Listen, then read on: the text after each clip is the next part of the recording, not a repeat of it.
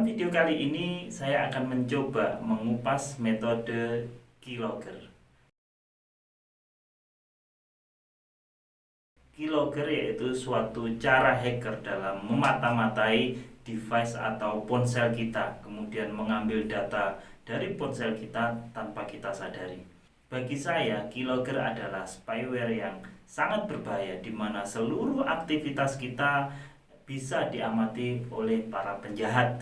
Pihak yang memanfaatkan keylogger ini adalah mereka yang ingin mencuri informasi pribadi kita, seperti rincian perbankan atau data-data lainnya.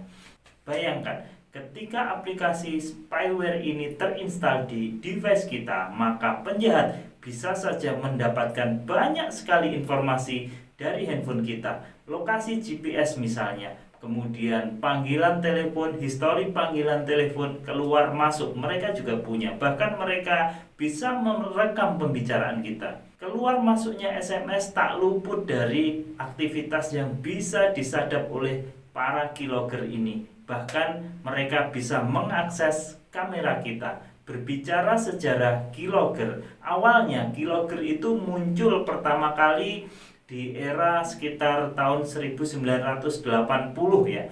Waktu itu insiden yang paling terkenal adalah penggunaan keylogger yang digunakan oleh mata-mata Soviet untuk memata-matai mesin merek IBM di Kedutaan Besar Amerika di Moskow. Semakin hari penggunaan keylogger ini pun semakin meningkat. Bahkan keylogger sudah dikomersialkan ke berbagai produk di sekitar tahun 1990. Sejak saat itu penggunaan keylogger udah mencapai ribuan dengan pengguna yang berasal dari berbagai negara. Saat ini penggunaan keylogger sendiri banyak sekali disalahgunakan. Mereka juga menargetkan pengguna-pengguna rumah untuk tujuan penipuan. Bayangkan ketika keylogger berhasil ditanam di ponsel kita, maka penipu tidak usah lagi meminta username, password, PIN kita. Bahkan penipu tidak perlu lagi meminta kode OTP karena semua sudah terekam oleh mereka. Tentunya hal ini sangat berbahaya sekali. Modus penipuan keylogger ini sekarang mulai muncul dan marak. Contohnya adalah penipuan yang terjadi akhir-akhir ini. Penipu menyamar menjadi kurir, kemudian penipu ini menghubungi korban dengan WhatsApp dan memintanya membuka file yang katanya adalah foto paket. Jadi penipu ini bilang ke korbannya, foto paket tolong dibuka, apakah ini benar paket Anda atau tidak, gitu kan ya. Foto yang seharusnya ekstensinya JPG, JPEG, PNG, dan file-file gambar lainnya, tapi yang dikirim penipu ini ekstensinya beda. Ekstensinya adalah APK alias aplikasi. Jadi hati-hati ketika ada kurir kemudian mengirim file yang katanya gambar paket tetapi ekstensinya APK, harap berhati-hati. File itu yang jika diklik maka file itu akan otomatis terunduh, kemudian smartphone akan menanyakan ke pengguna apakah mau menginstal file tersebut atau tidak. Untuk calon korban yang paham tentunya tidak akan melanjutkan ya, tetapi bagi orang-orang yang awam atau orang-orang ibu-ibu rumah tangga misalnya, mereka mungkin saja akan mengklik, asal klik aja sehingga file itu akan terinstal di handphone kita. Nah, selanjutnya jika hal tersebut terjadi, jika kita mengklik file tersebut dan menginstal di handphone kita, maka aplikasi tersebut akan merekam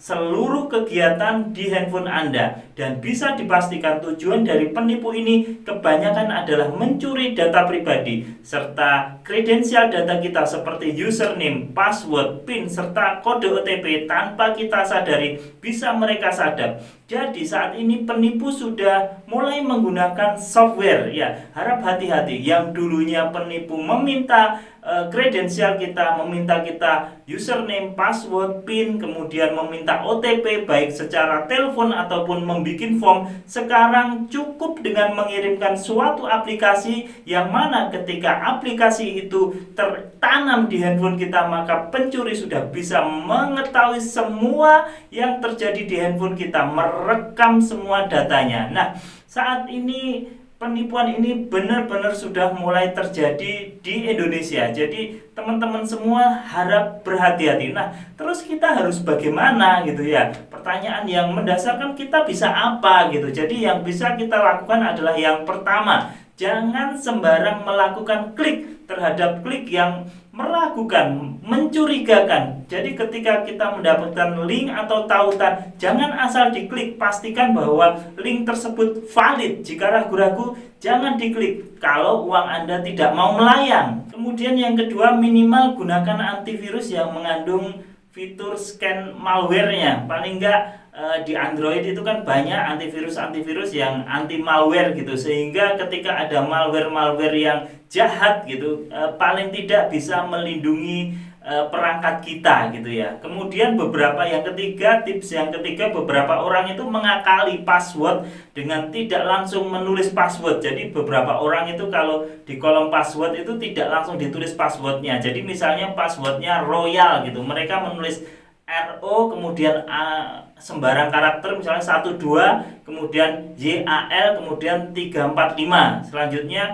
dihapus yang 12345 nya tadi gitu, sehingga keyloggernya itu bacanya passwordnya itu gitu panjang tadi. Jadi RO 12 YAL 123 YAL 45 gitu, misalnya seperti itu. Nah, tapi ya kalau yang teman-teman yang bingungan, mudah lupa, ya jangan dilakukan. Nanti tambah bingung sendiri, nanti malah passwordnya jadi nggak karu-karuan ya. Jadi seperti yang sudah saya sampaikan di video sebelumnya, bahwa penipu ini terus berevolusi. Maka update terus pengetahuan kita tentang modus-modus penipuan. Sebarkan informasi ini jika bermanfaat bagi orang lain, sehingga tidak banyak korban yang akan berjatuhan ya. Jadi penipu ini ternyata terus berevolusi, seperti video sebelumnya, bahwa dari zaman SMS sampai zaman WhatsApp sampai sekarang zaman M-banking, ternyata penipu ini terus berevolusi. Jadi teman-teman harap selalu waspada.